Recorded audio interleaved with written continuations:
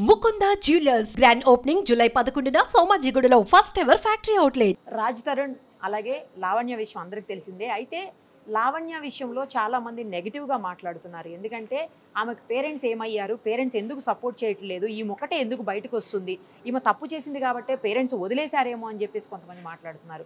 కానీ ఎవరికి తెలియని విషయం ఏంటంటే వాళ్ళ పేరెంట్స్ ఆమెతో పాటే ఉన్నారు. ప్రతి చోటకి వాళ్ళే దగ్గరుండి ఆమెను తీసుకెళ్తున్నారు. ఇప్పుడు అడ్వకేట్ దగ్గరకు కూడా వాళ్ళ పేరెంట్స్ కూడా వచ్చి ఉన్నారు. ఇదిగో చూడండి మనతోటే ఉన్నారు, ఒకసారి వాళ్ళతో కూడా మాట్లాడదాం. అందరికీ నమస్కారం అండి. ఇప్పుడు జరుగుతున్నటువంటి విషయంలో మీరు అసలు సపోర్ట్ చేయట్లేదని, మీరు అసలు వదిలేశారని, మీ అమ్మాయిని తప్పు చేసింది కాబట్టి వదిలేశారని కొంతమంది. లేదమ్మా, ఏం లేదు. మా పాపకు మేము సపోర్ట్ చేయకపోతే ఎవరు చేస్తాం? 100% సపోర్టే ఉంటుంది. కాకపోతే మా పాపకు అన్యాయం జరిగింది. 14 సంవత్సరాల నుంచి ఎట్లా అంటే అట్లా ముందు 14 సంవత్సరాల నుంచి పరిచయం. 10 ఏళ్ళు అయిందండి పెళ్ళయ్యి? అయ్యి ఉండొచ్చు. అంటే మనకి తెలియకుండా లోపల లోపల ఇద్దరే కదా, లోపల ఏదో టెంపుల్ దగ్గరికి వెళ్ళి చేసుకున్నారు. ఆ సంగతి మాకు కూడా తెలుసమ్మా. కాకపోతే మేము ఎవరికి చెప్పలేదు. కదా, ఎందుకంటే అందరి ముందు తెలిస్తే అది చెప్తే అది వేరు ఉంటుంది. కాకపోతే మేము ఎవరికి చెప్పలేదు. మ్యారేజ్ అయిందని చెప్పిందండి మాకు. తర్వాత మీరు వాళ్ళ ఇంటికి వెళ్తాం, వాళ్ళు మీ ఇంటికి? అది మామూలు వస్తూనే ఉంటాం, వెళ్తూనే ఉంటాం. ఓకే, అసలు ఎక్కడికి రావట్లేదు, బయటికి తెలియదు ఎవరికి, బంధువుల ఇంటికి ఫంక్షన్స్ కాటికి కూడా ఎక్కడ ఎప్పుడు రాలేదని అంటున్నారు. తను తీసుకెళ్ళకపోతే మనం ఏం చేస్తాం? తీసుకెళ్ళట్లేదు తను. అందరికి మొత్తం తెలుసండి. ఆల్రెడీ లావణ్య వాళ్ళ రాజ్ తరుణ్ వైఫ్ అని కుటుంబ సభ్యులందరికీ కూడా అందరికీ తెలుసు. అందరికి మా చుట్టాలు తోడలుడు ఖమ్మం కూడా వచ్చారమ్మా. ఖమ్మం కూడా వచ్చారు. ఆవిడ విజయపురాలు ఇద్దరు కూర్చుని అమెరికా పంపించినటువంటి వీడియో. అమెరికా పంపించినప్పుడు విజయపురాలు ఇద్దరు కూర్చున్న పిల్లలు అమెరికా పంపారు. తిరిగి టపాలో భర్త ఒక్కడికే తెలుసు, రైల్వే స్టేషన్ నుంచి కేసు. అదే అర్థమైంది. మీతో బానే ఉండేవాడా అండి రాజ్ తరుణ్? మాట్లాడుతూ కూడా 2 days బ్యాక్ కూడా మేము ఇద్దరం కాల్ చేసి మాట్లాడాము. ఏం జరుగుతుంది, ఏం చేస్తున్నావు, అసలు పాప ముంచుతావా లేదని కూడా మేము చెప్తుంటే తను ఏమి ఆన్సర్ ఇవ్వటం లేదండి. నాదేం లేదు, మీ పాపని అడగండి. ఇంకా నేనేం చెప్పాలా, ఏం మాట్లాడాలా? మీ పాపని అడగండి, మాకేం తెలియదు. ఇంతకుముందంతా మంచిగానే ఉండేవాడా? అప్పుడు కూడా మంచిగానే ఉంటాడు, అట్లేం లేదండి, మంచిగానే ఉంటాడు. కానీ బట్ ఏమైందో ఒక సైకోలాగా అయిపోయిందమ్మా ఇప్పుడు. అంతే, ఒక సైకోలాగా ఎలా మాట్లాడుతున్నాడో కూడా తెలియదు పాప విషయంలో.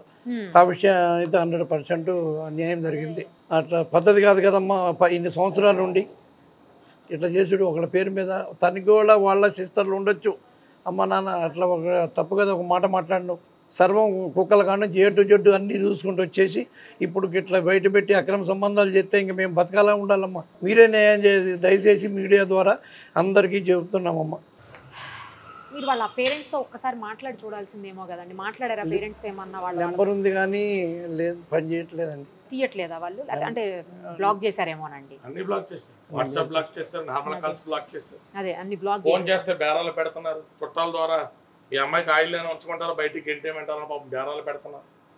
బయటికి మాట్లాడుకోలేక, ఇన్నాళ్ళ పాటు ఏమి చెప్పుకోలేక. ఎట్లాంటి ఇప్పుడు మీరు ఏం కోరుకుంటున్నారు? అంటే ఏం లేదండి, వాళ్ళిద్దరు కలిసి ఉండాలనే మేము కోరుకుంటున్నాం. విడిపోవాలని మేము కోరుకోవట్లేదండి, కలిసి ఉండాలనే కోరుకుంటున్నాం అందరి ద్వారా, మీ మీడియా ద్వారా కూడా.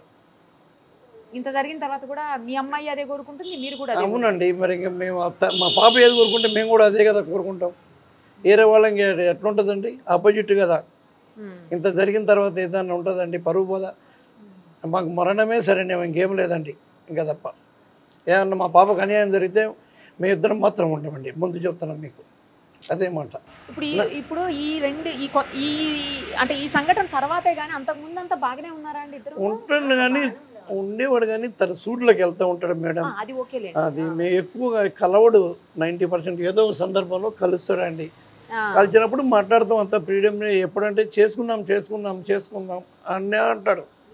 మీరు అడిగారా ఎప్పుడన్నా బహిరంగంగా అందరి ముందు?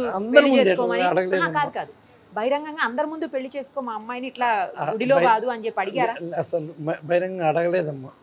కానీ 10 మందిలో కాదండి, గుడిలో చేసుకున్నావు కదా, అందరి ముందు పెళ్లి చేసుకో సమక్షంలో చేసుకోని అడిగారా అనేటువంటి విషయం వాళ్ళ పేరెంట్స్ ముందు అడిగామండి.